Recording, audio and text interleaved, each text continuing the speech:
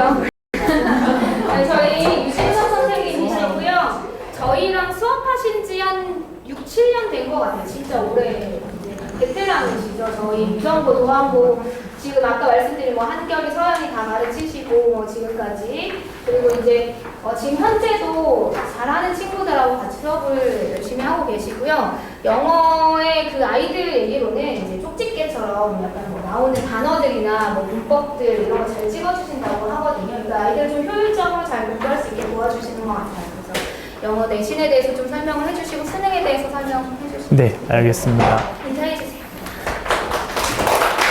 네, 안녕하세요. 저는 여기 학원에서 영어를 가르치고 있는 유진석이라고 하고요. 사실 학부모님들 앞에서 항상 설 때마다 좀 떨리는데 좀 떨리는 티가 나도 조금 이제 이해 좀 해주시면 감사하겠습니다. 오늘 제가 간단하게 설명드릴 거는 일단은 뭐 유성고, 도안고의 기본적인 어떤 내신 경향성 같은 거를 먼저 말씀드리고, 그리고 이제 저희 학원에서 어떻게 그런 것들을 대비하는지에 대해서도 간략하게 말씀드리고, 혹시나 나중에 질문사항 같은 것들이 있으시면 질문사항을 받고 이렇게 하고 마무리를 빨리 짓도록 하겠습니다. 자, 일단은 먼저 유성고, 도안고의 시험 범위부터 제가 좀 간단하게 말씀을 드릴 건데요. 도안고 같은 경우는 보편적으로 나오는 게 이제 교과서 같은 게 2과 분량 정도가 나오고요. 그다음 모의고사 같은 것들은 보통 2회분에서 3회분이라고 하죠. 보통 이제 개년으로 따지는데 뭐 2022년도 거, 뭐 지금 현재로 따지면 이제 2023년도인데 시험 범위를 낸다고 하게 되면 전년도 거 혹은 전전년도 거 같이 다 끌어서 시험 범위를 내거든요. 근데 지금 같은 경우는 역대급으로 좀 많은 범위인 것 같은데 지금 사실 1학년이나 2학년 시험 범위가 보통적으로 4개년까지도 들어가요. 그러니까 4년치의 모의고사를 시험 범위로 한 번에 내는 거죠. 물론 그 중에서 지문은 좀 선별하겠지만 그래도 학생들이 좀 많이 부담을 좀 느끼는 것 같아요. 그리고 반대로 유성고 같은 경우에는 사실 교과서는 똑같이 2개 분량인데 사실 유성고는 교과서의 분량이 이렇게 크게 비중을 많이 차지하진 않아요. 시험 문제로 나온다고 하면 한 2문제에서 3문제 정도가 나오는 것 같고요. 그 다음 모의고사는 보편적으로 1회 분량이 거의 정해져 있는 것 같아요. 그 대신에 도안고와의 가장 큰 차이점은 EBS 부교재가 하나씩 다 들어갑니다. 근데 이게 어떻게 보면 난이도 자체가 고1에서 고2 정도 사이 때 난이도로 보통 설정이 돼 있어요. 물론 학년이 올라가게 되면 이제 2학년이 올라가게 됐을 때는 이제 고2에서 고3 정도의 난이도 사이 걸로 부교재를 선별해서 하시는 것 같더라고요. 근데 요 시험 범위가 상당히 좀 많아요. 유성고는. 그래서 보편적으로 교과서는 거의 수업하는 양에서 확 죽이고 이제 모의고사랑 EBS 부교재에서 거의 시험 문제가 나온다고 생각하시면 될 것 같아요. 그리고 마지막으로 유성고는 따로 뒤에 이제 30번부터 40번 정도까지 해가지고 10문제 정도는 그냥 어휘 문제가 나와요. 그래서 하나에 보통 뭐 적으면 0.9점, 많으면 1.1점 이렇게 이제 배점이 나와서 총 10점 정도의 배점으로 어휘 문제를 10문제를 내더라고요. 그래서 이게 이제 일부 학생들한테는 좀 보너스 문제 같은 거라고 생각되고 또 단어가 아직 많이 어려운 학생들한테는 이것조차도 조금 여기서 솔직히 한두 문제 틀려도 등급이 충분히 갈릴 수가 있는 그런 어떤 지문 문제들이거든요. 그래서 이제 이렇게 보통 시험이 구성된다고 생각하시면 될 것 같습니다. 그리고 뭐 출제 경향성을 간단하게 좀 살펴보면요. 일단은 도안고와 유성고의 가장 큰 차이점은 도안고는 서술형이 좀 있다는 게 가장 큰 차이인 것 같아요. 아무래도 유성고는 서술형 같은 게 없다 보니까 학생들이 설사 문제를 몰라도 그냥 감으로 찍거나 1번부터 5번까지 중에서 하나 가장 느낌 가는 걸로 찍는데 도안고는 그런 게 아니라 서술형이나 서답형이라고 하는 시험 문항 유형이 좀 나와요. 그래서 제가 여기다가 서답형이라고 좀 써놨는데 사실 서답형과 서술형은 약간의 좀 차이가 있어요. 서술형은 주어진 조건을 통해서 문장 하나를 통째로 만들어야 되는 게 서술형 문제고요.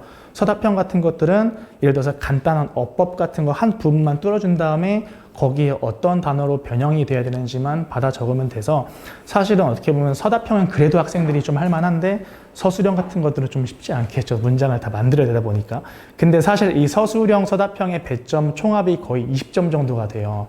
그래서 객관식의 문항을 아무리 다 맞췄다고 하더라도 서답형과 서술형을 사실 건드리지 못하는 학생들은 등급 자체가 한 거의 3등급에서 4등급, 객관식을 다 받는다고 가정을 해도 3등급에서 4등급 정도의 어떤 등급밖에는 받지 못해요. 그래서 어떻게 보면 도안고에서는 이 서답형과 서술형이 가장 핵심 포인트인 것 같아요. 1, 2등급으로 올라갈 수 있는. 여기서 문항을 좀 많이 맞춰주게 되면 충분히 1등급이나 2등급까지 노려볼 수도 있고, 그게 솔직히 힘들면 거의 3등급 정도에서 4등급까지도 가는 것 같아요.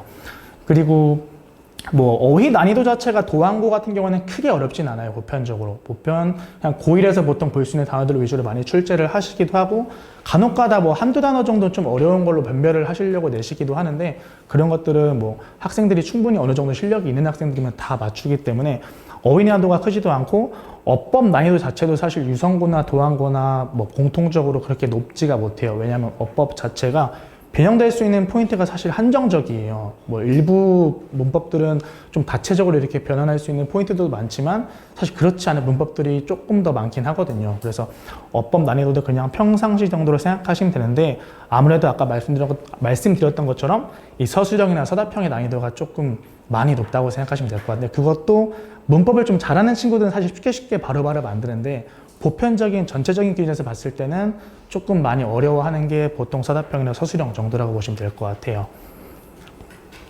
그리고 반대로 유성고 같은 경우에는 뭐 일단 주관식이 없죠. 그래서 객관식과 어휘 문제로 이렇게 보통 구성이 되는데, 사실 유성고 같은 경우가 선생님에 따라서 되게 편차가 좀 큰 것 같아요. 왜냐면 아까 원장님께서 잠깐 말씀하셨던 학생이 한 명 있는데, 그 한결이라는 학생이 있는데, 그 학생이 1학년 때는 사실 어휘 난이도가 되게 극상이었어요. 한 4년 전, 3년 전까지만 해도 유성고 1학년 시험인데 단어가 거의 고3 수준으로 거의 나오기도 했었고, 보편적으로.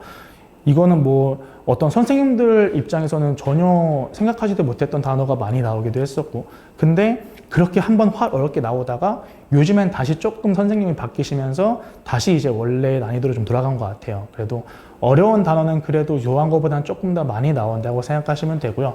어법 난이도는 마찬가지로 유성고는 오히려 더 쉬운데, 지금 현재 유성고에 다니는 선생님들께서는 어법을 조금 더 중요시 하시는 것 같더라고요. 예전에는 그래도 어법 문제를 좀 많이 안 내셨었는데, 지금은 조금 더 많이 예전보다는 늘어난 추세인 것 같아요. 그래서 뭐 어휘 난이도는 그냥 중상 정도라고 생각하시면 되고, 어법은 그냥 중에서 중하 정도라고 생각하시면 될 것 같습니다.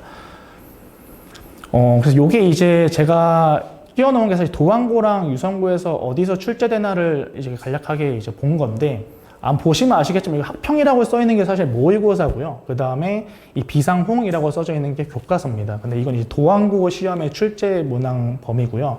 잘 보시면 아시겠지만 사실 학평이 좀 압도적으로 많죠. 그렇죠? 그래서 교과서 같은 경우는 지금 객관식만 보더라도 거의 한 6문제에서 7문제 정도 배치가 됐는데, 사실 모의고사 같은 경우가 압도로 좀 많은 편이에요. 근데 서술형은 뭐 거의 고루고루 분배되기도 하는데, 사실 교과서가 아무래도 모의고사보다 조금 더 서술형에서는 많이 내시는 것 같더라고요. 그래서 이 정도의 경향성 정도로 봐주시면 될 것 같고, 여기 나오는 건 이제 유성고의 시험범인데, 유성고는 교과서가 사실 4문제밖에 없어요. 여기 천재라고 써져 있는 게 교과서 범인데, 여기서 4문제 정도가 나오고, 나머지는 다 EBS 아니면 모의고사라고 출제 범위가 나와서, 저희도 수업할 때 사실 학생들도 이제 느껴요. 한 번 보고 한 2번 정도 시험 봤을 때는 이게 교과서가 솔직히 말해서 중요한 게 아니구나라는 걸 많이 느껴요. 그리고 시험 문제 자체도 막 엄청나게 어려운 걸 내는 게 아니라 그냥 보편적으로 알 수 있는 어법이라든지 뭐 어휘 아니면 이 정도밖에 안 내기 때문에, 이제 수업할 때도 애들이 막 교과서 수업하려고 하면서 교과서는 조금 나중에 힘 빼고 모의고사랑 이런 것부터 먼저 해주시면 안 될까요? 이렇게 먼저 요청하는 학생들도 있고, 그래서 저도 학생들의 좀 요구 니즈사항에 맞춰주다 보니까 교과서는 나중에 보편적으로 시험 범위가 다 끝났을 때 한 번 정도 제가 파이널 때 훑어주기만 하고 가도 웬만한 문제는 다 맞춰오는 것 같아요. 그래서 이렇게 시험 범위가 이제 구성이 되고요. 그래서 요거는 그냥 제가 시험 문제를 하나 찝어온 건데, 사실은 이제 도안고에서 기출됐던 문제거든요. 근데 아마 어머님들께서는 보시기 조금 불편할 수도 있는데, 이게 이제 원래 원문이고, 여기서 이제 시험 문제로 나온 구문이에요. 그러니까 어떻게 보면 단어가 지금 1, 2, 3, 4, 5번 중에서 낱말의 쓰임으로 적절하지 않는 걸 찾는 게 나왔는데, 이거는 뭐 제가 굳이 비교해드리긴 조금 그렇겠지만, 사실 여기서 이 네거티브란 단어가 여기서는 사실은 이렇게도 바뀌었기도 했고요. harmful 같은 걸로 바뀌기도 했고, 그러니까 단어가 좀 많이 바뀌어요. 이걸 제가 왜 넣어놨냐면, 이따가 제가 자료를 좀 보여드릴 건데 학생들이 이 단어를 공부를 할 때 그 단어의 사전적인 의미만 되게 공부하는 학생들이 많아요. 근데 뭐 제가 한 가지만 예로 들면은 예전에 도안고에서 어떤 단어가 나왔었냐면 와이프 아웃이라는 단어가 나왔었어요. 아마 와이퍼 같은 거 생각하시면 되게 편하실 거예요. 와이프 아웃이라는 단어가 이제 얼룩을 제거하다 이런 뜻이거든요. 사전적으로 찾게 되면.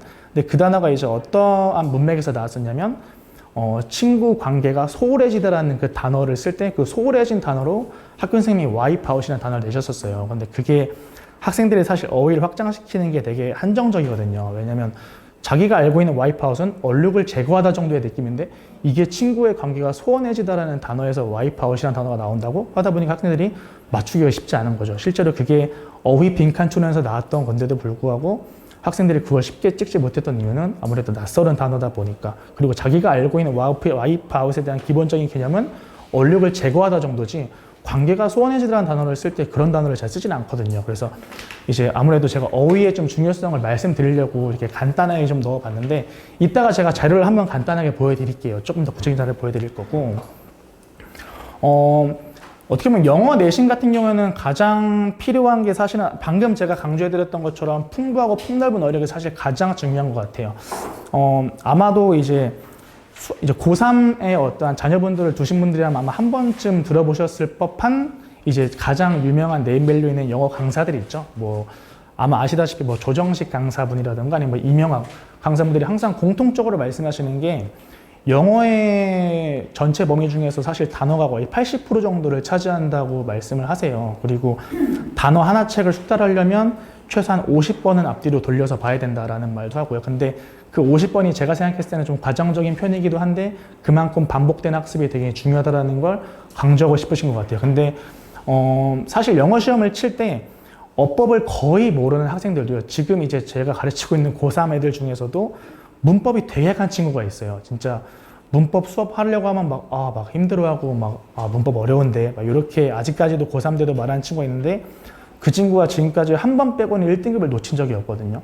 그래서 그 친구는 사실 단어량이 엄청나요. 어휘를 외우는 게 한 번 올 때마다 거의 한 뭐 200개, 300개씩 본인이 외우는 것 같고 집에서 스스로 공부하는 것 같고 복화책을 가지고 아예 일주일마다 아예 한 권씩 다 떼버리는 친구가 한 명 있는데 그 친구가 사실 어법을 제가 그래서 좀 공부를 해라라고 말하는데 어법은 공부하기 싫대요. 그냥 본인이 시험 범위 때 시험 범위 내에 있는 어법 포인트만 선생님이 주시면 다 외우겠대요. 그 대신에 자네에게는 그냥 기본 실력으로 보겠다라고 말을 하는데도 아직까지 한 번 빼고는 1등급을 놓친 적이 한 번도 없는 친구예요. 그러니까 어떻게 보면 내신 시험 자체가 어법에 대한 중요성이 조금은 떨어지다 보니까 아무래도 어휘력이 좀 강한 친구들이 해석력도 좋고 또 저희가 이제 또 단어를 많이 하면 또 끼워 맞추기가 가능하잖아요. 주체적인 뜻은 몰라도 이 단어들이 이렇게 쓰였으니까 대충 이런 뜻이겠지 이렇게 끼워 맞추는 게 가능해서 아마 그렇게 고득점이 꾸준하게 좀 나와주는 것 같아요. 그래서 저는 사실은 이 부분을 가장 강조하고 싶고요.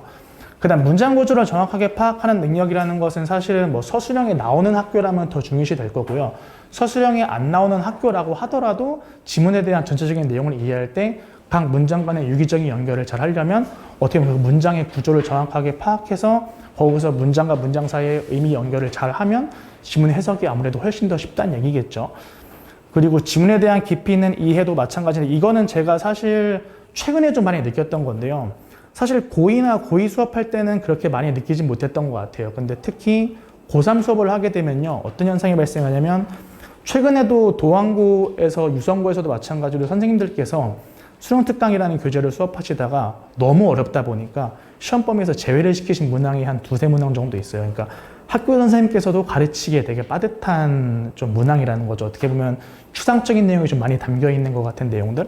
근데 제가 이제 그거를 저는 어떻게 보면 학생들한테 뭐 선생님이야 그렇게 말할 수도 있겠지만 저는 이제 학원의 입장에서는 그거를 무조건 다 알려주다 보니까 저 같은 경우는 그거에 대한 원문을 찾아가지고 그 원문을 읽어보면서 원문에서 이게 어떤 의미로 쓰인 건지를 저는 다 찾아서 이제 수업을 하거든요. 그렇다 보니까 아무래도 수업 준비 시간이 좀 많이 길어요. 원문 찾아보는 게 또 쉬운 일이 아니어가지고.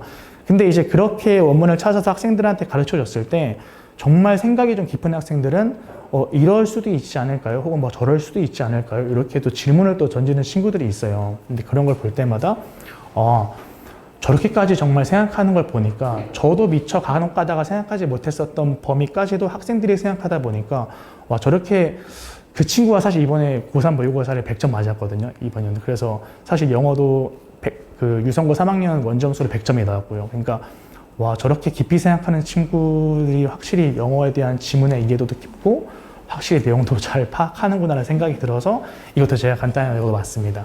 그리고 사실 이런 것들이 뭐 되는 학생들이야 사실 괜찮은데 아직까지는 이런 것들이 아마 안 되는 학생들이 거의 대다수일 거예요. 그래서 그거에 대한 솔루션으로 저는 어떤 걸 제공하고 있냐면 사실 풍부하고 풍부한 어휘력은 단어를 많이 외우는 이상 개선되지가 않는데 이게 사실은 단어를 어느 정도 외운다고 하더라도 단기간에 되기가 사실 힘들어요. 단어라는 게. 왜냐하면 한 번 보고 뭐 본인이 이거를 의식적으로 3일 간격으로 계속해서 꾸준히 봐주지 않는 이상 한 번 본인이 단어 시험을 통과했다고 하더라도 만약에 5일 후에 똑같은 거를 또 물어봤을 때 알 수 있냐라고 물어보면 사실 노거든요. 그러니까 단어는 한 3, 4일 주기로 한 6번, 7번의 간격을 두고 계속해서 똑같은 단어를 봐줘야 되는데 그거를 이제 학생들 입장에서 할 수 있는 게 좀 제한적이라는 거죠. 그래서 저는 사실 시험 기간 때 그냥 제가 다 찾아줘요. 일부러 단어랑 확장 의미 같은 걸 다 찾아준 다음에 학생들한테 이런 게 있다. 이것만 외워줘라. 시험 기간 때. 이것만 외워주고 들어가면 그래도 너가 문제 푸는데 어려움은 없을 거다라고 하면 실제로 이게 이따 제가 자료를 보여드릴 건데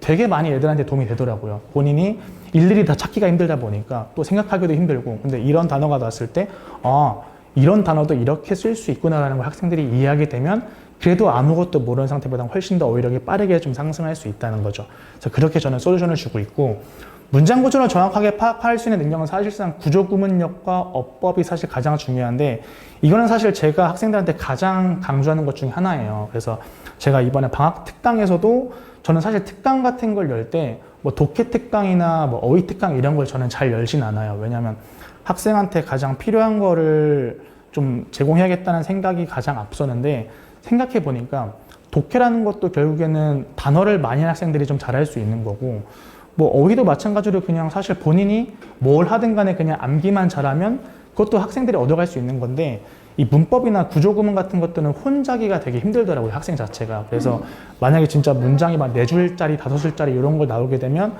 보기도 전에 학생들이 겁을 먹는 거죠. 이 긴 문장을 내가 대체 어떻게 처리를 해야 될까. 그런 것들을 좀 많이 힘들어하다 보니까 이런 것들은 제가 되게 꼼꼼하게 디테일하게 구조구문 같은 거 잘라주면서 이렇게 해석하면 된다라고 제가 일일이 다 설명을 좀 해주고 있고요.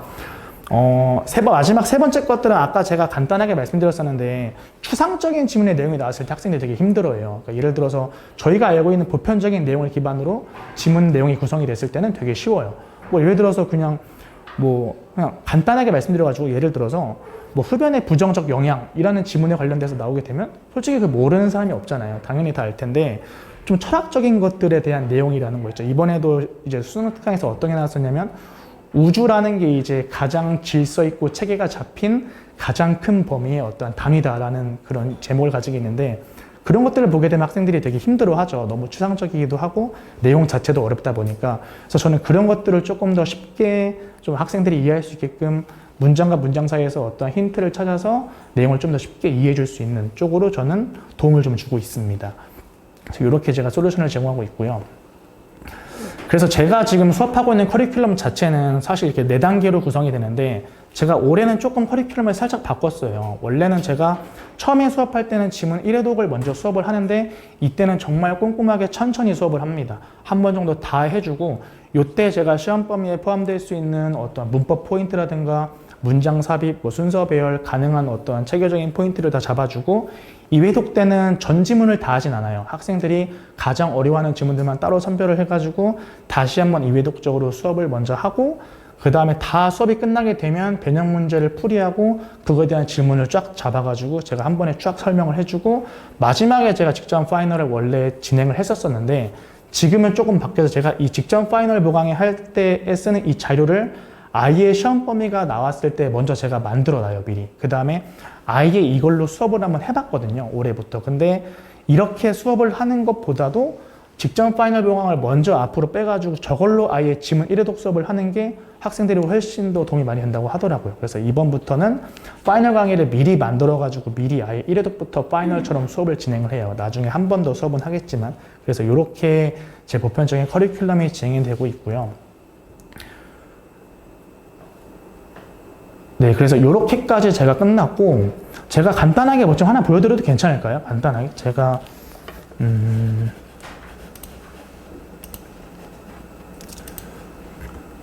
사실은 이게 제가 현재 수업하고 있는 수업 자료예요. 이게 이제 파이널 자료로 제가 만드는 건데, 사실 학년마다 조금 배치가 달라요. 왜냐하면 고1 학생들은 사실 아직까지는 문장을 보고서 우리말로 바로 연결하는 게 좀 힘든 학생들이 많아서 제가 한 문장 한 문장마다 한글말을 담아주고 있고요. 고3 같은 경우에는 어느 정도 이게 되다 보니까 이제 학생들이 바로 밑에 있다 보니까 공부할 때 본인은 쫙 해석하고 싶은데 우리말이 밑에 껴있어가지고 좀 불편하다고 해서 제가 고3 같은 경우에는 이 해석을 밑으로 빼줘요. 아예 박스채로. 근데 고1 애들은 그렇게 하다 보니까 학생들이 좀 많이 해석하는데 어려워하더라고요. 그래서 제가 일일이 한 문장 한 문장 보고 너가 해석한 거랑 실제 해석이랑 맞을 수 있게끔 잘 비교를 해봐라. 그리고 이게 매칭이 잘 안 됐을 때는 저한테 따로 질문을 해라라고 제가 이렇게 요구를 하고 있고요. 사실 학생들이 가장 많이 도움을 받는 게 사실 여기 밑에 있는 요거거든요. 사실 여기 밑에 있는 것들인데 이게 변형 단어들이 사실은 제가 찾긴 찾지만 제가 변형 단어 찾는데 되게 오랜 시간을 보통 소모를 하는 편이에요. 그 이유가 그냥 이 단어의 보편적인 동의어도 찾는 것도 당연히 있겠지만 이 단어와 더불어서 여기서 의미를 확장시켜서 갈 수 있는 것들도 많이 찾아야지만 학교에서 그런 것들이 가끔가다 시험 범위에 많이 적중이 잘 되더라고요. 그래서 대표적으로 예를 들면 여기 4번에 제가 entire라는 단어가 이제 이 전체라는 단어를 썼는데 이게 사실은 되게 쉬운 단어거든요. 어려운 단어가 아닌데 이제 학생들이 이제 뭐 whole 같은 거나 overall 같은 것들은 잘 생각을 많이 하는데 이제 general 같은 거는 사실 생각을 많이 잘 안 하거든요. 왜냐하면 general의 뜻은 원래는 일반적인이거든요. 근데 원래 미국에서 이 저희 나라와 어휘를 생각하는 범위가 좀 달라요. 그러니까 미국에서 만약에 General Hospital 하면 저희는 이제 보통 일반 병원이라고 해석을 하거든요. 근데 미국은 일반적인 병원이니까 보편적인 모든 걸 다 다루는 병원에서 이제 종합병원이라고 많이 하고요.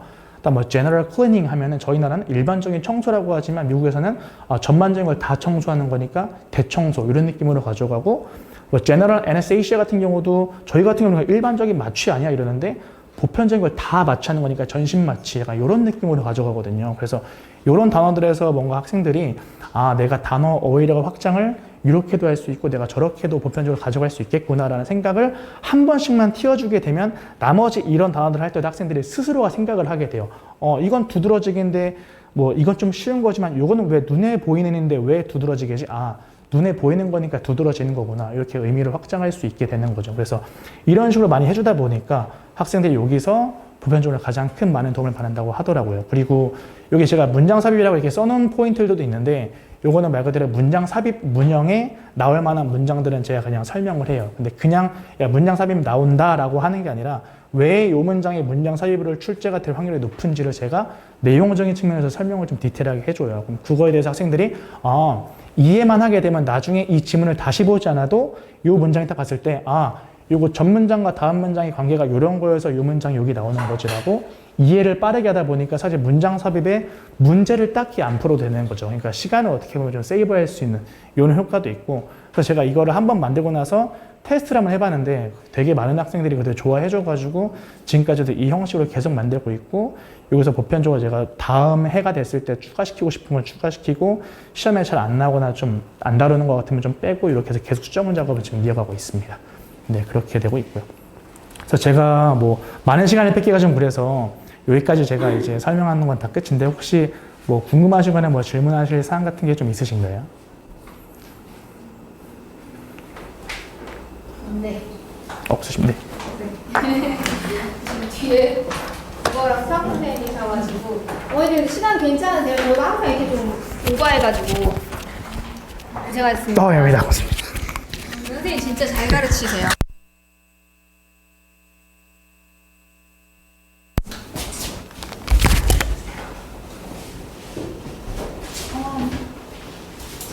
멋있죠. 우리 김영 선생님이시고요. 제가 아까 말씀드렸던 국어 수업하시고 계시고 지금은 이제 유성고, 도안고 위주로 수업을 하고 계시는데 대치 안보라 학원에서는 숙명여고랑 진성여고 수업을 하고 계십니다. 네, 국어에 대해서 안내 잘 해주시길 바랍니다. 안녕하세요. 저는 김영수라고 합니다. 아이들한테 수업하듯이 그냥 쓰고 싶어서요. 미리 한 가지 말씀드릴 건 오늘 계획에 비해서 조금 이게 다 늦춰졌어요. 그래서 제가 이제 기말 타임이고 특히 고3 아이들은 사실상 마지막 내신 시험을 앞두고 있고요.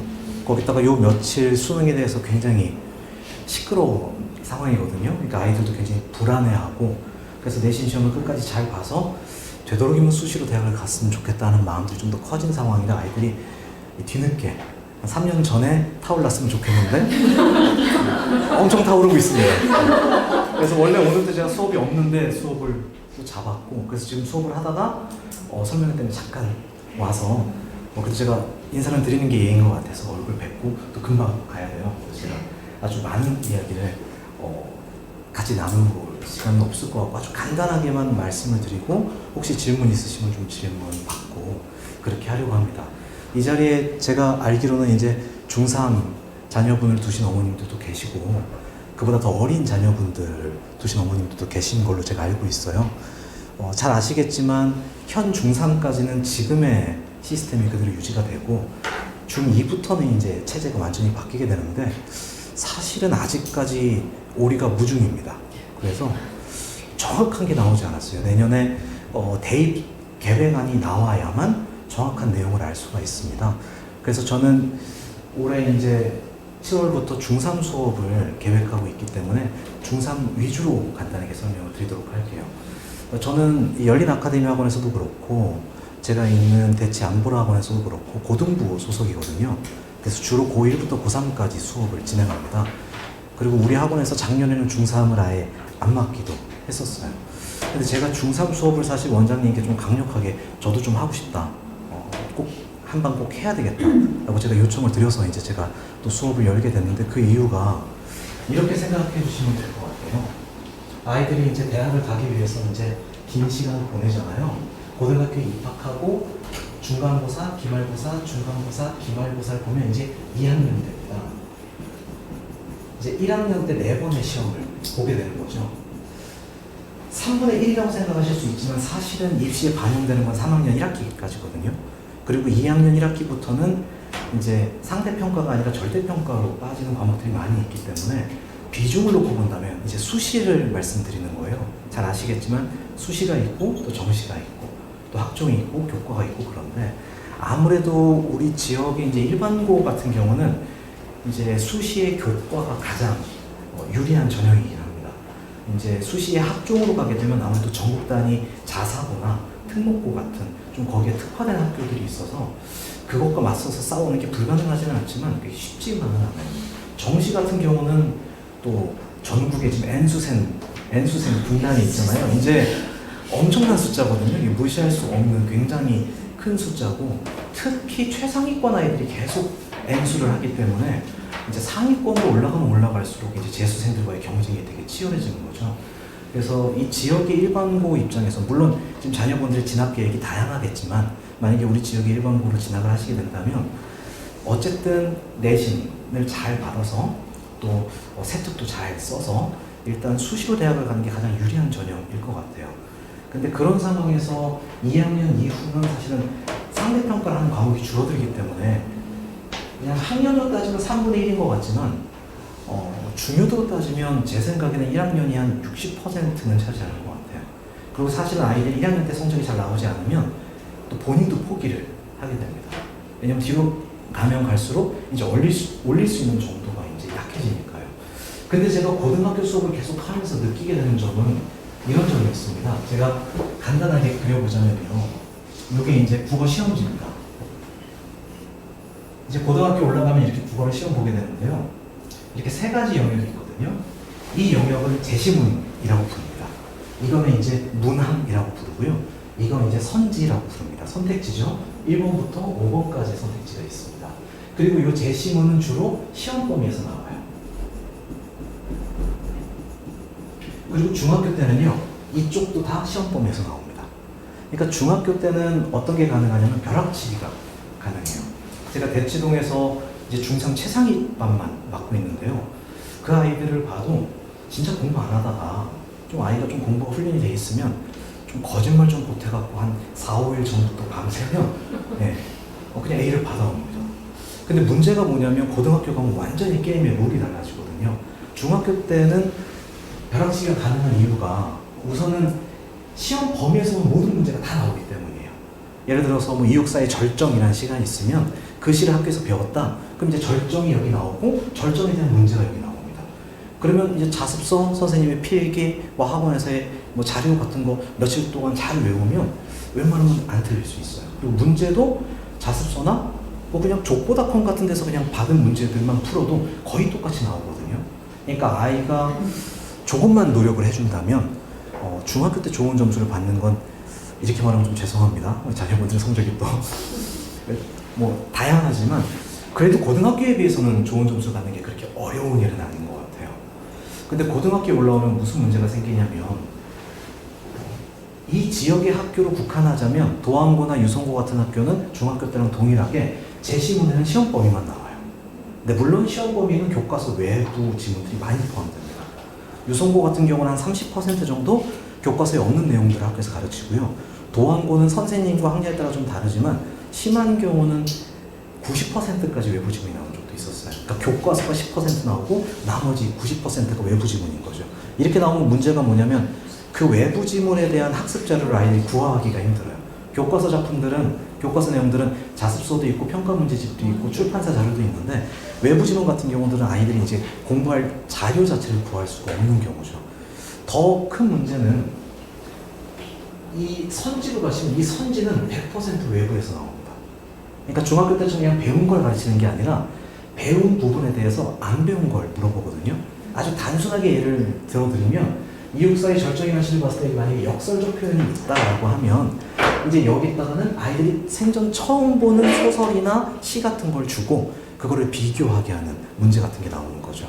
그러니까 이쪽으로 넘어가면 아이들이 대비를 사실은 잘 해내기가 힘듭니다. 만약에 좀 전국 단위 자사고나 뭐 그런 학교에 진학하게 되면요. 여기도 거의 50%는 처음 보는 작품들이 나올 거예요. 그러니까 고등학교로 올라오면 중학교 때랑 이제 완전히 게임이 달라지는 거죠. 그렇기 때문에 고등학교 올라가서 뭐가 안 되냐면 시험 기간에 집중적인 학습으로 성적을 올리는데 굉장히 명백한 한계를 갖게 됩니다. 그러니까 처음 나오는 작품들을 해결하고 거기에 있는 개념어들을 이해하고 그걸 비교 분석할 수 있는 말 그대로 좀 기본적인 국어적 능력이 탑재가 돼 있어야 되는데 안타까운 건 굉장히 많은 경우 이제 사실 좀 그렇거든요. 아이들도 그렇고 부모님들도 그렇고 많은 경우 저희가 한국인이잖아요. 한국어가 저희가 모어니까 네이티브 스피커잖아요. 한국어를 못한다고 생각해 본 적이 없고 그러니까 한국어는 야 네가 뭐 그냥 말할 줄 알고 그릴 줄 아는데 열심히 집중해서 읽으면 되는 거지 네가 집중 안 해서 그러는 거야. 너는 머리가 좋은데 애가 성실하지가 않아. 뭐 이렇게 얘기를 하시는데 그래서 많은 경우 아이들이 초등학교 때나 중학교 때 사실 독서 논술 같은 거 하면서 그냥 책 조금 읽는 거 외에는 국어에 대한 대비를 거의 하지를 않고 고등학교에 들어옵니다. 그럼 무슨 문제가 생기냐? 중학교 때는 학교마다 좀 다르지만 그 A를 받는 인원이 뭐 한 20% 후반에서 많으면 40%를 넘어가기도 하거든요. 근데 고등학교는 비율이 정해져 있잖아요. 물론 내년까지는 정해져 있고 내후년에는 정확하지는 않습니다. 내후년부터는 고2, 고3 과정은 완벽하게 성취도 평가, 상태 평가로 전환된다고 확정이 됐고요. 고1 같은 경우는 정부에서는 고1도 상태 평가를 하고 싶어 하지만 지금 저항이 좀 만만치 않아서 선뜻 발표를 못 하고 있어요. 그래서 어떻게 될지는 좀 기다려 봐야 되는데 만에 하나 현 중2가 고등학교에 진학할 때 고1이 지금과 같은 상태 평가로 남아있게 된다면 그때는 진짜 좀 난리가 나는 겁니다. 아마 제 생각에 1학년 1학기 마치고 자퇴하는 아이들이 꽤 나올 거예요. 왜냐면 2학년부터는 내신 성적이 절대평가니까 별로 변별력을 갖지 못하거든요. 그럼 1학년 때의 성적이 너무나 중요해지니까 그렇게 되면 한두 번 시험 본 다음에 안 된다? 그러면 차라리 재수를 하거나 고등학교 재수를 하거나 아니면 다른 고등학교 입시를 준비하거나 아니면 그냥 재수학원 직행해서 한 2년 준비해서 난 수능을 보겠다 이렇게 빠져야 될 가능성이 현재도 지금 도안고나 유성고 보면 매년 학생들이 쭉쭉 줄거든요. 300한 3, 40명 시작했다고 고3 가면 200한 8, 90명 이렇게 됩니다. 그리고 한 3년 동안 그 정도 인원들이 여러 가지 이유로 사실은 학업을 중단하고 다른 코스를 찾게 되는 거죠. 이 얘기가 좀 길었는데 중학교 때는 가장 좋은 성적을 받는 아이들이 한 40% 돼요. 근데 그 아이들이 고등학교로 오면요. 이 4%, 7% 이런 식으로 나뉘기 때문에 몇 등급까지 가냐면 4등급까지 갑니다. 그러니까 우리 아이가 중학교 때 국어를 잘했는데 A가 아닌 적이 없었고 90점 밑으로 잘 가본 적이 없는데 첫 번째 1학년 1학기 시험을 보면 4등급이 나오는 거예요. 그럼 이제 부모님은 이제 하늘이 무너지는 것 같고 아 그때 앞에서 그거 어쩌고저쩌고 떠들었던 그 국어 선생님 잡아서 죽여야겠다 이제 이런 생각이 이제 드시기도 하고 뭐 그런 거죠. 제가 말씀드리고 싶은 건 뭐냐면 이 첫 번째 시험 20점에서 아이가 시험을 봤는데 만약에 4등급이 나왔다. 그러면 할 수 있는 방법이 딱 2달 남아있거든요. 그 다음 시험까지. 근데 이 2달 동안 이게 준비가 안 됩니다. 2달 동안 갑자기 낯선 텍스트를 독해할 수 있는 독해력이나 개념어에 대한 이해를 갖출 수가 없잖아요. 결국은 열심히 해. 네가 열심히 하면 돼. 그럼 아니면 이것도 열심히 하는 거예요. 근데 어차피 최상위권 판가름은 여기서 나는 거거든요. 1, 2, 심지어 3등급 초반까지 아이들 중에 이거를 안 해갖고 고등학교에서 시험 본 애들은 없습니다. 걔네들은 다 이거는 거의 완벽하게 외워오거든요. 근데 여기를 어떻게 대비할 것이냐에 따라서 차이가 나는 건데 그러면 아이는 열심히 한다고 시험 준비 열심히 했는데 그 다음에도 4 받거나 아니면 조금 올라서 뭐 3이 뜨면 그 다음에 4이면 또 4. 아니면 심지어 시험에 난이도가 들쑥날쑥하면 5까지 떨어지기도 해요. 그러면 이제 아, 난 수시는 날라가구나. 근데 정시는 N수생도 너무 많대. 이러다 보면 아이가 이제 꿈도 좀 꺾이게 되고 이제 부모님과의 갈등도 생기고 학원도 더 안 가려고 하고 이런 문제가 생기는 거죠. 그래서 제가 고등학교에서 수업을 하면서 좀 한계를 느낄 때 되게 많이 있었어요. 그러니까 분명히 도움을 받아서 잘 따라오는 아이들도 있지만 어떤 아이는 열심히 하고 있는데 성적이 안 오르는 거예요. 근데 물론 우리가 좀 기다리면 올라가거든요. 지금 저희 학원의 특징이 제가 우리 학원에서 아이들을 3년 가르쳤습니다. 이제 와서 3년째 가르치고 있고 그래서 지금 3학년이 제가 고1 때부터 가르친 첫 아이들이거든요. 근데 지금 현재 저희 학원 아이들 보면 이번에 유성고 같은 경우는 국어 전교 1등에서 10등 중에 7명이 저희 학원에 있어요. 유성고 2학년도 1등급의 절반이 저희 학원에 있고 도안고 같은 경우는 이번에 국어 100점자가 9명이 나왔는데 도안고 2학년이 그러니까 9명 중에 5명이 저희 학원에 있습니다. 근데 그거에 비해서 1학년은 좀 적어요. 왜냐면 솔직히 말씀드리면 처음부터 1등 하는 애들이 막 저희 학원으로 오지는 잘 않더라고요. 오기도 하지만 다른 데 가기도 하고 그래요. 근데 저희가 이제 서서히 올리는 거죠. 이거 4에서 3으로 올리고 3에서 2로 올리는 게 굉장히 힘듭니다. 긴 시간이 걸려요. 근데 부모님들이 생각할 때 아주 더디게 느껴지고 왜 하는데 안 오르는 걸까? 이렇게 생각이 되시고 그러면 이제 어떤 일이 벌어지냐? 또 이제 학원을 옮기게 되는 거죠. 여기에 있다가 거기로 가고 거기에 있다가 여기 오고 이제 계속 이렇게 로테이션이 점점 모든 학원들이 돌아가는 겁니다. 그래서 또 자기한테 잘 맞는 선생님을 만나면 또 괜찮은데 아이들이 또 어떤 경우는 정을 못 붙이니까 흥미가 더 떨어지기도 하고 또 그러다 보면 선생님들도 이제 새로운 아이들 금방 갈 아이들한테 또 정 좀 안 주시기도 하고 그런 일들이 조금 있어요. 그래서 제가 그런 일을 겪으면서 아 어떻게 해야 될까? 아 중3 때 확실히 가르치는 방법밖에 없겠다라는 생각이 들었고 그래서 제가 중3반에 열기로 마음을 먹었습니다. 사실 지금부터 시작한다 하더라도 7개월 정도밖에 안 되거든요. 굉장히 빠듯한 시간이지만 그래도 이 시간을 아주 열심히 한다면 이때 가서 첫 시험을 준비할 때 이 부분만이 아니라 이 부분도 대비가 되어 있을 수 있을 거라고 생각이 들어요. 그리고 거기에 맞춰서 수업을 진행할 거고요. 제 수업 교재는 이제 2가지 종류로 함께 나갈 겁니다. 고등학교 내신에 조금 더 집중된 교재가 있을 거고 수능에 대비할 수 있는 교재가 있을 거고 그 모든 교재는 제가 다 직접 만들어서 수업을 진행하거든요. 아마 혹시라도 아이가 이제 저한테 공부를 한다면 그때 가서 그 교재를 아마 보시게 될 수 있을 거예요. 그리고 그거 말고 제가 또 계획하고 있는 것들이 조금 있는데 그것들은 조금 더 편한 시간에 좀 더 여유를 갖고 얘기하면 더 좋지 않을까 싶어요. 죄송합니다. 제가 아이들 15분째 기다리고 있거든요. 네, 그래서 고3 아이들 지금 피눈물 흘리고 있기 때문에 제가 또 빨리 또 강의실로 날아가야 됩니다. 질문을 한 2분만 있으면 혹시라도 있으시면 받고요. 아니면 저는 여기서 인사를 드리겠습니다. 예. 교재를 그럼 선생님이 집필하는 자체 교재를 쓰시는 예. 저는 고등학교까지 다 그렇게 제가 다 만들어서 그래서 좀 보시면 아시면 제가 머리가 좀 빠졌어요. 열심히 교재를 만들느라고 제가 직접 만들어서 하고 있습니다. 물론 그 안에 있는 얘기가 100%제 창작품은 다 아니고요. 뭐 그래서도 안 되는 거고요. 중요한 얘기들, 기출문제 다 있어야 되는 거니까. 하지만 그냥 어디에 있는 걸 그냥 갖고 와서 살짝 이름만 넣어갖고 제가 만드는 것처럼은 절대 안 해요. 100% 제가 다 만들고 편집하고 그래서 아이들하고 수업을 하고 있어요. 간혹 가다가 제가 안 만든 자료인데 너무 좋은 자료들도 있거든요. 그건 아이들한테 얘기하고 주는 거예요. 이건 내가 만든 게 아니고 어디 자료다. 그리고 고3 같은 경우 사실 제가 서울에서 자료도 엄청 많이 훔쳐와요.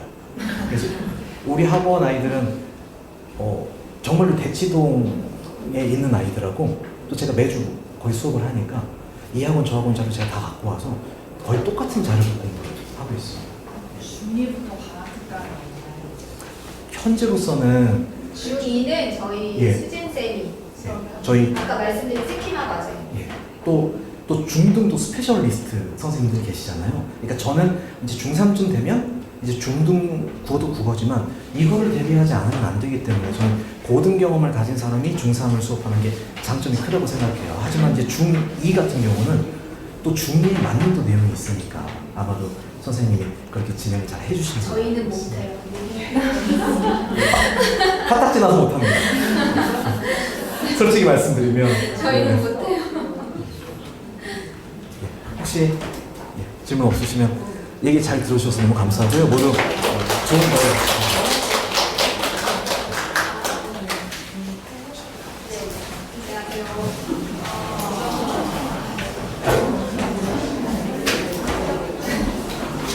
너희도 괜찮으시죠? 시간. 아니 수학은 꼭 듣고 가셔야 되니까. 아 제가 오늘 너무 어머니들이 반응이 좋아가지고 제가 아까 욕심 부려가지고.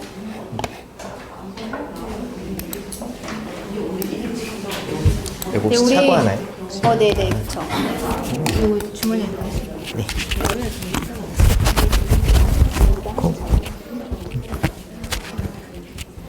이게 뒤로 잘 안 가. 이렇게 해야겠네. 이 프레젠테이션이 네. 뒤로 잘. 아 그래요? 알겠습니다. 저희 효명쌤은 원래는 둔산 한림학원에서 수업을 하고 계시다가 제가 한 4년, 5년쯤 전에 입시 스터디에서 선생님을 만났어요. 근데 너무 사람이 밝고 긍정적이고 아이들을 사랑하시고 막 그래서 교회 오빠 같은 분위기거든요. 네. 수학인데 수업 시간에 애들이 계속 웃어요. 되게 이상하죠. 그래서 제가 스카웃을 했어요. 저는 진짜 아까도 말씀드렸지만 투자를 네 저희 선생님들은 다 둔산보다 급여가 훨씬 높죠? 네. 네. 저희 대전 최고의 복지예요. 아무튼 우리 효명쌤이 수학에 대해서 시원하게 말씀해 주실 거고요. 저희 준비한 거 아까 커리큘럼 제가 어머니들한테 시간표 드렸었거든요. 네네네. 설명 주시면 네. 좋을 것 같아요. 네, 알겠습니다. 네. 안녕하세요. 네. 이제 제가 끝내드려야 집에 가시는 거네요. 좀 길어질 수도 있는데. 자, 일단은 뭐 저에 대해서 그냥 간략하게 소개를 드리겠습니다. 제가 보기에는 20대 초반같이 보이는데 그래도 지금 14년 정도 아이들을 가르쳐 왔습니다. 그래서 뭐 둔산에서 이제 고등부를 계속 맡아왔고요. 그리고 뭐 이제 제 학원도 운영을 하고 그랬다가 이제 좋은 기회가 돼서 이제 여기 왔고요. 그리고 삼성고에도 이제 제가 가서 출강도 하고 또 선생님으로도 일을 좀 했었고 그리고 이제 뭐 이투스나 그다음에 뭐 꿈틀이나 동아출판사에서 계속 자문위원이나 검토위원으로 참여를 하고 있습니다. 그래서 어느 정도 이제 신뢰값은 있어야 되니까 그래서 저에 대해서 좀 소개를 드렸고 그리고 이제 2022년가 작년 7월이죠. 작년 7월에 교육 개정안이 또 발표가 됐어요. 그래서 문제집도 다 바뀔 거고 그 다음에 아직 대입은 이제 내년에 발표를 하는데 이제 그 부분에 대해서 좀 설명을 좀 드려볼게요. 수학교과에서는요 이제 조금 변화가 좀 많이 일어날 것 같아요. 일단 보시면은 이제 디지털 전환 시대에 대응한 뭐 수학 역량 함양이라든지 뭐 흥미와 자신감을 기준으로 뭐 수학 교과를 편성하겠다, 교과서를 만들겠다, 뭐 이렇게 이제 얘기를 하더라고요. 그래서 이제 보니까 디지털 기반을 통해서 공학 도구를 활용하니까 지금은 애들이 컴퓨터나 또 공학 계산기나 뭐 핸드폰이나 이런 것들이 많이 이제 있으니까 그걸 통해서 이제 수학도 좀 더 친근하게 만들어 보겠다, 또 흥미롭게 만들어 보겠다, 이게 기조인 것 같아요. 그래서 그거에 대해서 좀 설명을 좀 드리면 이제 고등교육과정도 조금은 바뀝니다. 그래서 보시면 지금은 이제 고등 상하 이렇게 나눠졌었는데 지금 이제 공통수학원, 공통수학2로 그러니까 예전 명칭으로 좀 바뀌었어요. 그리고 이제 기본수학 1, 2가 있는데 얘는 공통수학은 인문계, 그러니까 예전에 얘기하는 인문계 고등학교. 그 다음에 기본수학은 예전에 얘기했던 뭐 실업계 고등학교에서 배우는 뭐 이런 내용이라고 보시면 되고, 보통 비슷한 개념이긴 한데 얘에서는 조금 빠져요. 이제 요거에 대해서는 이제 뒤에 가서 좀 더 말씀을 드릴 거고, 그 다음에 교과과정도 원래 수원, 수투, 미적 이렇게 나눴었는데 이제 대수, 미적분원, 확률과 통계, 기하, 뭐 미적분투 이렇게 바뀔 거예요. 그래서 요 부분에 대해서도 뒤에서 이제 설명을 드릴게요. 얘네들은 뭐 사실 크게 입시에서 뭐 크게 관련 있는 내용들은 아니어가지고 그냥 이런 교과목이 편성되어 있다 정도만 보시면 되겠습니다. 그래서 이제 중등부도 조금 바뀌더라고요. 중등부도 좀 바뀌는데 여기 보시면 이게 2015 개정, 지금 현재 하고 있는 아이들의 영역이라고 보시면 되고, 얘는 이제 2022 이번 교육개정 발표를 하면서 어떻게 하겠다. 그래서 뭐 추가되고 빠지는 게 좀 많을 줄 알았는데 실은 그렇게 많진 않아요. 그러니까 여기 보시면 뭐 여기 중학교 1학년 과정, 2학년 과정, 3학년 과정으로 제가 이렇게 이제 표를 좀 만들어 봤는데, 이제 여기서 보시면은 예전에는 대수라고 불렀던 이 파트를 뭐 수와 연산, 그 다음에 이제 함수라고 불렀던 이 파트를 변화와 관계. 근데 사실은 관계라는 표현이 원래 함수적으로 훨씬 더 맞는 표현이거든요. 그래서 뭐 잘 이제 뭐 표현은 잘 쓴 것 같은데 뭐 크게 바뀌는 내용이 하나도 없어요. 이게 지금 검정색 부분이 그대로 있었던 내용 그대로예요. 그리고 뭐 도형과 측정 여기도 그렇고, 근데 이제 추가되는 부분이 여기 대표값이라고 하는 뭐 평균 구하고 이런 것들이었는데 이제 이게 중학교 3학년 과정에서 중학교 1학년 과정으로 내려옵니다. 근데 이제 이게 계산을 막 열심히 하는 게 아니라 아까 말씀드렸다시피 뭐 공학도구로서의 활용 뭐 이런 내용이라고 보시면 되겠어요. 그래서 크게 뭐 중등부가 크게 바뀌는 건 없다. 근데 이제 여기서는 중등부가 크게 바뀌지는 않는데 그럼 어떤 거를 기조로 이렇게 편성을 했느냐 보시면 연계성을 좀 이제 강조한 것 같아요. 그래서 이제 중학교 1학년, 2학년, 3학년이 이런 연계를 가져가고, 그래서 이 연계를 통해서 고등학교 1학년까지 확장을 할 거예요. 여기도 마찬가지로 이렇게. 그래서 이거 보시면은 뭐 예전에 배웠던 내용과 크게 달라지진 않았어요. 자, 고등부도 잠깐 보여드릴게요. 여기 보시면 이제 예전에는 뭐 일반 선택 4과목, 진로 선택 6과목, 전문교과 4과목 이렇게 편성이 되어 있었다면 이제는 조금 바뀌었어요. 그래서 뭐 일반 과목 3개, 그 다음에 진로 과목이 10개. 그래서 아까 말씀드렸던 뭐 대수라든지 그 다음에 미적분원이라든지 뭐 이런 것들은 이제 일반 과목이라고 보시면 되겠고, 그 다음에 미적분2라든지 기하라든지 뭐 직무수학 뭐 이런 것들은 진로 선택 과목이라고 보시면 돼요. 그리고 전문교과는 어차피 이제 뭐 과고나 뭐 이런 데서 하는 거기 때문에 뭐 크게 이렇게 안 보셔도 되고, 등급도 이거는 안 나올 거로 예상이 돼요. 아직 확실치는 않지만. 자, 그래서 이제 이렇게 되어 있고, 그 다음에 공통수학에서는 좀 빠지는 게 있어요. 뭐 외분이라고 하는 애들이 막 공식으로 풀고 뭐 이제 계산하는 그런 것들이 되게 복잡했었다면, 그게 앞으로 어떻게 가죠?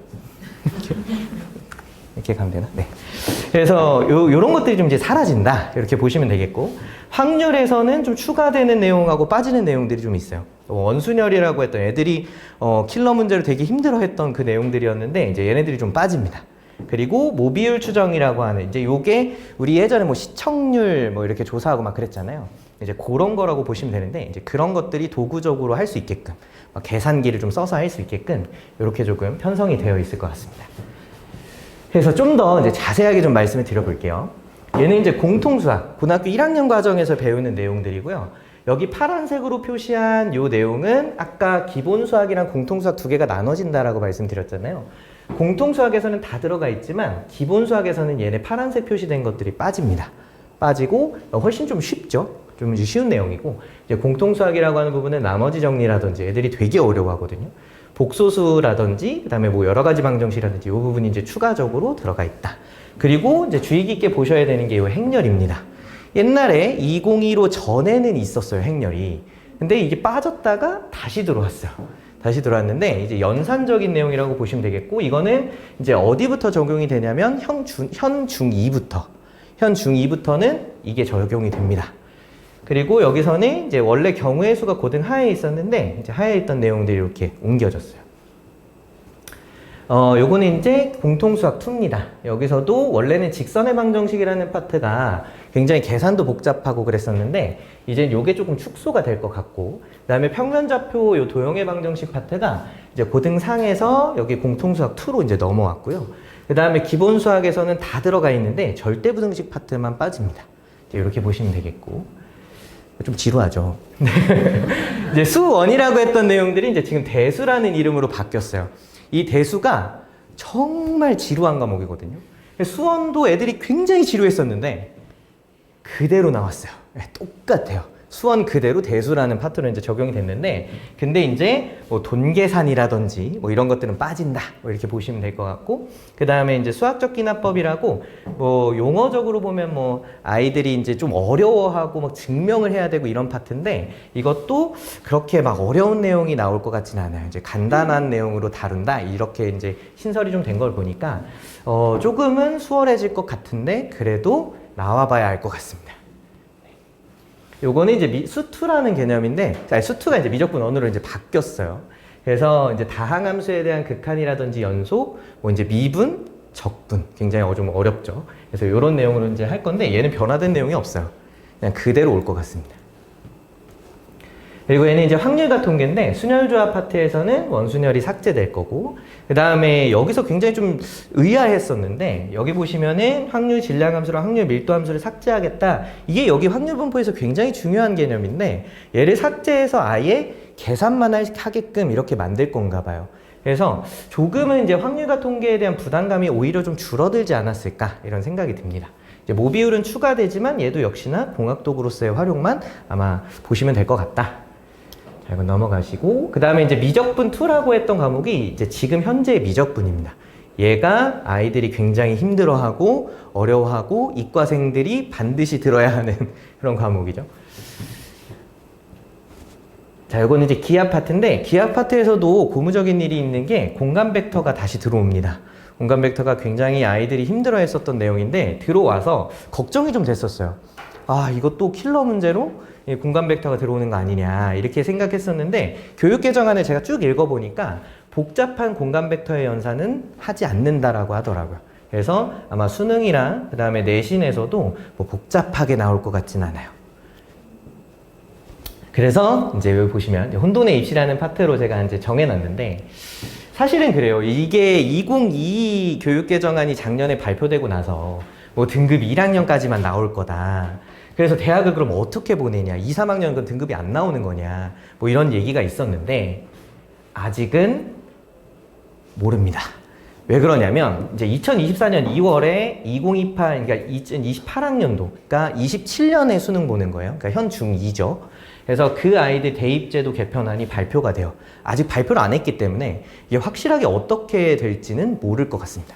그래서 변화에 조금 민감한 지금 시기이기도 하거든요. 그래서 제가 혼돈이라고 말씀을 드렸고, 이번에 이제 윤석열 대통령이 어젠가 그제에 킬러를 다 삭제해라, 뭐 이런, 이제 저도 그 기사를 봤는데, 그래서 이제 수학 그 입시 담당 선생님들끼리 이제 얘기가 좀 있었어요. 아, 그러면 킬러를 삭제하면 분명히 변별력이 그러면 낮아질 건데, 아이, 그러면 수능이 너무 쉬워지는 거 아니냐, 뭐 이렇게 얘기를 했었는데, 과연 이게 쉬워지는 의미일까? 보시면 이게 이번 6월 모평의 등급 컷입니다. 보시면은 이제 킬러 문제가 2문제예요. 근데 2문제가 그럼 킬러라면 1등급을 가르는 점수가 92점이어야 되거든요. 근데 1등급 점수를 보시면 82점이에요. 그러니까 굉장히 낮아요. 오히려 킬러 문제를 삭제한다고 하더라도 준킬러가 그만큼 들어올 거기 때문에 쉬워질 것 같진 않아요. 대체적으로 뭐 그냥 이거는 말만 그런 거 같고, 그리고 이제 킬러를 삭제한다라고 하는 건 사실 1년 전부터 있었던 기조예요. 그래서 현재 킬러는 그렇게 어렵지가 않아요. 어렵지가 않은데, 근데 이제 여기 보시면은 아시겠지만 1등급 컷이 87, 82, 84예요. 그러니까 미적분 82점만 맞아도 1등급이 나오거든요. 그러니까 이 내용은 어떤 걸 시사하는 거냐면, 준킬러를 잡는 사람이 일단 1등급을 맞을 수 있다. 이게 이제 첫 번째고, 그 다음에 등급 컷을 보시면은 60점만 넘어도 3등급이 됩니다. 그러니까 생각보다 이게 그러면 이게 쉬운 거 아니냐, 뭐 3등급 맞기가 쉬운 거 아니냐 할 수 있겠지만, 또 그렇지만은 또 않아요. 아이들이 학력이 좀 떨어져 있어서. 그래서 이게 킬러가 삭제한다고 해서 수능이 쉬워지는 것은 아닐 거다라는 게 일단 기조입니다. 학령 인구가 줄어든다는데 그럼 대학 가기가 쉬워질까? 어떨 것 같아요? 대학 가기는? 아마 조금은 수월해질 거예요. 왜 그러냐면 작년에 비해서 올해 스카이의 그 모집 인원이 오히려 늘었어요. 그리고 줄어드는 인원은 이제 여기 지방 대학이라든지 사립대학이라든지 이런 데가 오히려 줄어들어서 학년인가 줄어드는 만큼 대학 가기는 조금은 수월해질 것으로 생각이 듭니다. 하지만 그게 쉬워진다라고 해서 그러면 아이들이 무조건적으로 좋은 대학을 갈 수 있느냐? 사실 그건 아닌 것 같아요. 왜 그러냐면 학력의 양극화가 지금 너무 심화되어 있거든요. 제가 한번 보여드릴게요. 이게 이제 여기 주변에 있는 그래서 유성중, 복명중, 그다음에 장대중, 이제 원신흥중도 넣으려다가 이제 칸이 좀 부족해가지고 나 이렇게 세 학교만 넣습니다. 또 서운해하시면 안 돼요, 알겠죠? 자 여기 보시면 유성중에서 이제 평균 점수예요. 이게 수학 평균 점수거든요. 그래서 2021학년도 1학기, 2학기, 이제 1학기, 2학기 이렇게 나눠놨어요. 그래서 여기 이제 평균 점수들을 보면 70점대 모양이죠. A등급 받는 애들이 그래도 어느 정도 좀 있어요. B등급까지도 괜찮아요. 그런데 제가 깜짝 놀랐던 건 2등급을 받는 애들입니다. 그러니까 거의 논 애들이죠. 그러니까 아예 수학을 놨어요. 그런 친구들이 30%, 23%, 28%, 22%나 돼요. 그러니까 생각보다 양극화가 좀 심해지고 있다. 원래라면 좀 중앙에 이렇게 모여 있어야 되잖아요. 그게 아니라 양쪽으로 이렇게 모여 있어요. 여기도 보시면 복명중입니다. 복명중도 마찬가지로 73점, 69점, 73점, 72점 이제 평균 점수라면 A하고 B를 맞는 비율을 보시면은 막 52%, 54%, 뭐 60%이 정도 되는데 근데 또 맨 끝에 수학을 놓은 애들 이 친구들이 거의 한 30% 가까이 돼요. 장대중은 더 심합니다. 좀 충격적이었어요. 제가 이걸 조사하면서 거의 40%에 가깝잖아요. 그쵸? 그러니까 이만큼 아이들이 지금 코로나 시기를 겪으면서 공부를 안 하는 친구들이 너무 많아졌고 그리고 선행이라고 하는 부분에서도 좀 천천히 하면 되지 뭐 이렇게 좀 생각을 했었나 봐요. 그래서 너무 양극화가 좀 심하더라고요. 그래서 지금이 오히려 잘 할 수 있는 기회가 아닐까라는 생각이 들어요. 그래서 지금 조금 힘들더라도 약간 타이트하게 빡세게 해보면 그래도 성과는 예전에 했던 것보다는 더 좋게 나오지 않을까 이런 생각이 듭니다. 그래서 저는 변화가 필요하다라고 생각을 했어요. 그래서 이제 혼돈의 입시 체제라고 아까 앞에서 말씀을 드렸잖아요. 그래서 여기에는 이제 철저하게 좀 대응을 해서 민감하게 반응을 해야 될 것 같아요. 그래서 이제 내년에 2월에 이제 교육 대입 개정안이 발표가 되면 그거에 대해서도 이제 좀 더 분석해서 이제 어머니들께도 또 좋은 어떤 정보들을 드릴 수 있을 것 같아요. 그래서 그 변화에 이제 철저하게 우리가 좀 대응을 해야 될 것 같고요. 그러다 보니까 이제 지금 현재 우리 중학교 아이들 수업이나 이것들을 어떻게 하면 좀 더 좋은 방향으로 또 양극화가 이렇게 심화되어 있는 상황에서 우리가 더 좋은 입지를 점할 수 있을까 이렇게 생각을 해보니 절대적으로 수업 시수가 지금 부족한 상황이 아닐까 이런 생각이 좀 들었어요. 그리고 선행도 현행도 심화도 하면 좋은데 근데 이거를 동시에 할 수 있는 어떤 발판이 있으면 좋겠다 이런 생각이 들었었고요. 그리고 체계적으로 이제 변화가 됐기 때문에 어떤 커리큘럼을 어떤 이제 상황에서 고등학교까지 쭉 갈 수 있느냐 이런 커리큘럼도 필요할 것 같습니다. 그래서 이제 고등부로 한번 가볼 건데요. 이제 이게 유성고 그 다음에 도안고에 있는 이제 아이들의 평균과 표준 편차 A, B, C를 맞는 등급의 비율입니다. 보시면은 뭐 67점, 61점, 52점이죠. 유성고예요. 아주 어려웠었어요. 이때 아이들이 저한테 점수를 갖고 이렇게 왔는데 이게 맞아요? 라고 할 정도로 굉장히 좀 어려웠었던. 그러니까 평균이 52점이면 와 얘들이 이거 좀 충격적인 점수잖아요. 근데 이게 보시면 학기예요. 학기라는 건 어떤 거냐면 중간고사, 기말고사 다 합쳐놓은 그런 점수대거든요. 그러니까 생각보다 이제 쉽지 않았었던 거예요. 수행평가까지 다 합쳐놓은 거기 때문에. 그리고 표준편차가 이제 18.3점이라고 하는데 여기 보시면 이제 표준편차까지 나오면 어떻게 계산하는지 그냥 간략하게만 말씀을 좀 드려볼게요.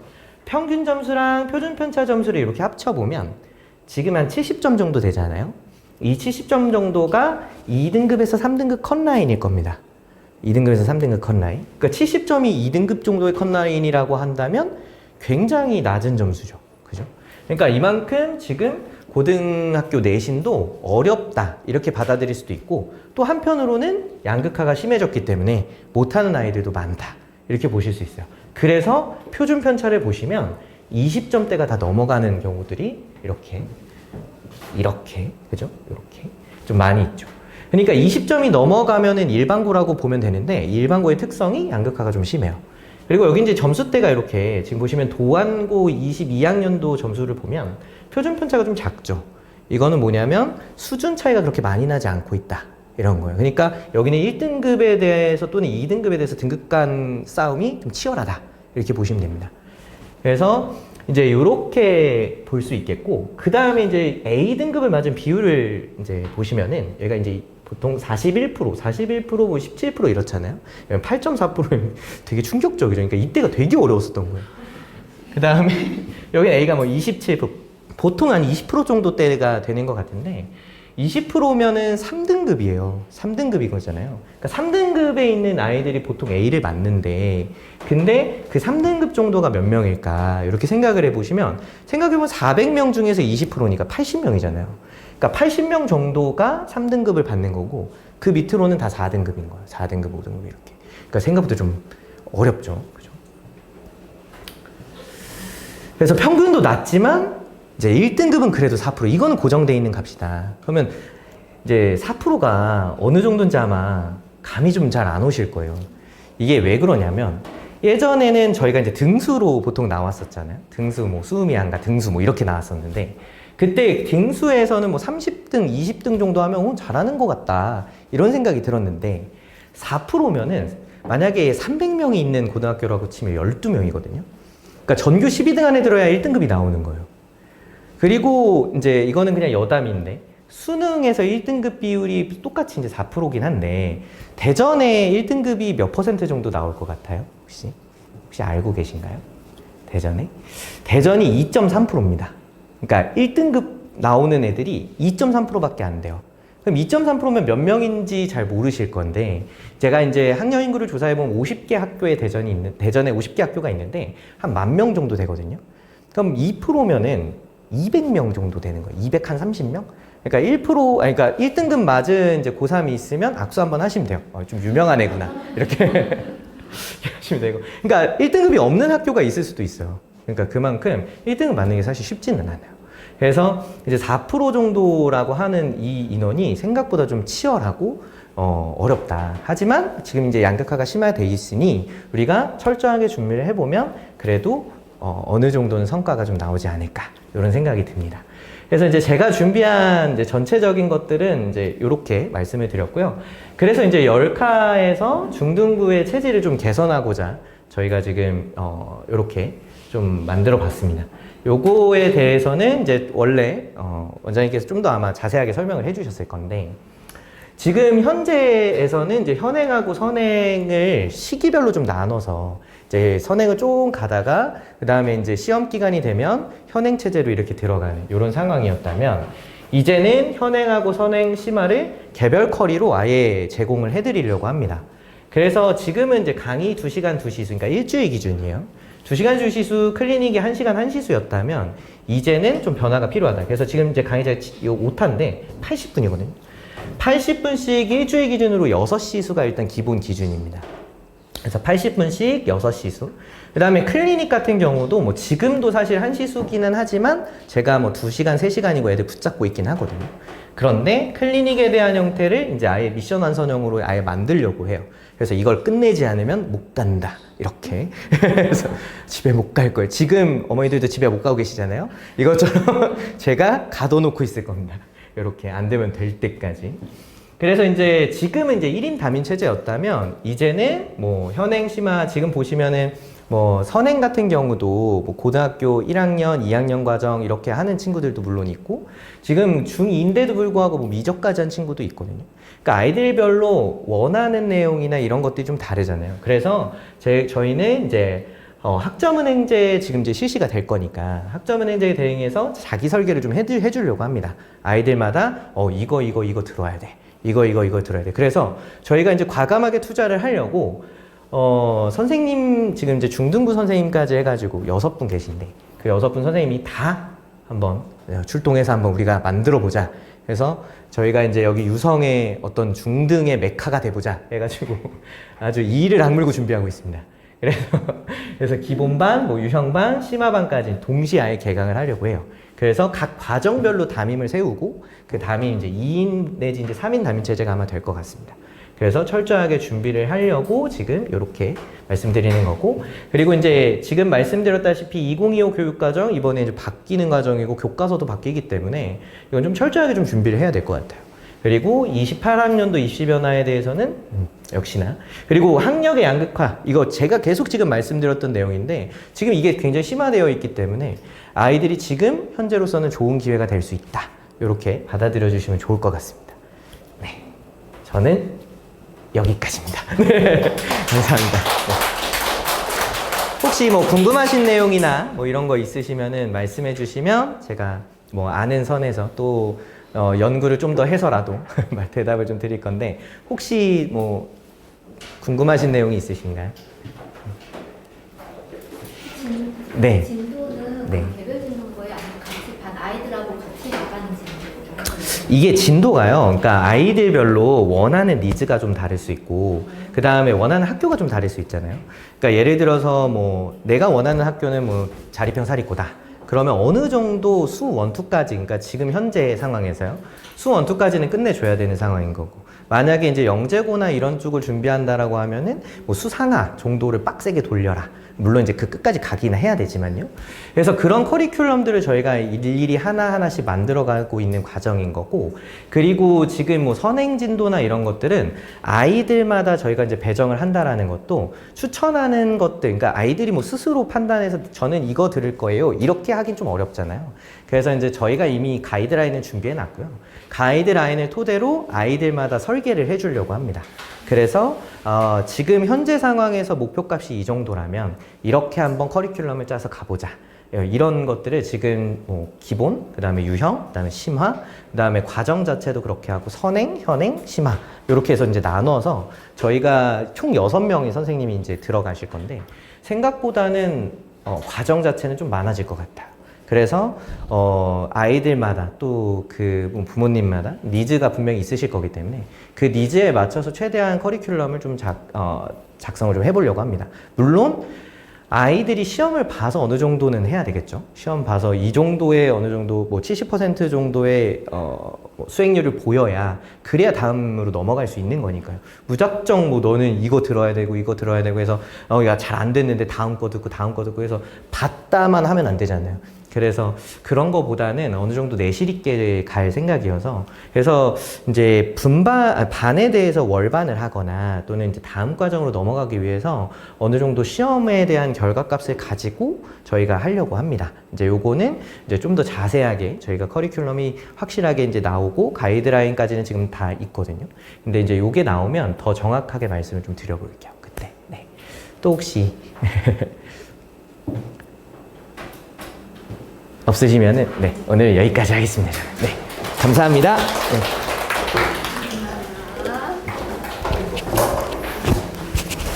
아유, 고생 많으셨죠. 제가 아까 그 어머니 질문에 좀 부연 설명을 드리면, 개별 진도 수업은 아니에요. 저희는 다 강의형 수업을 진행하고 있고요.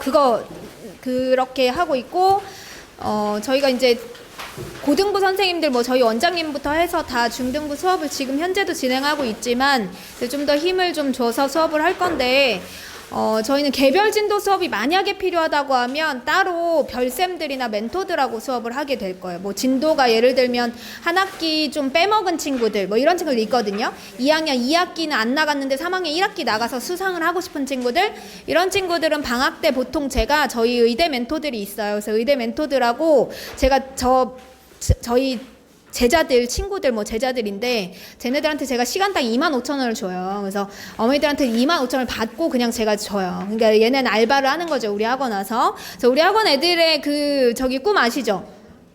대학 가서 별쌤 하는 거.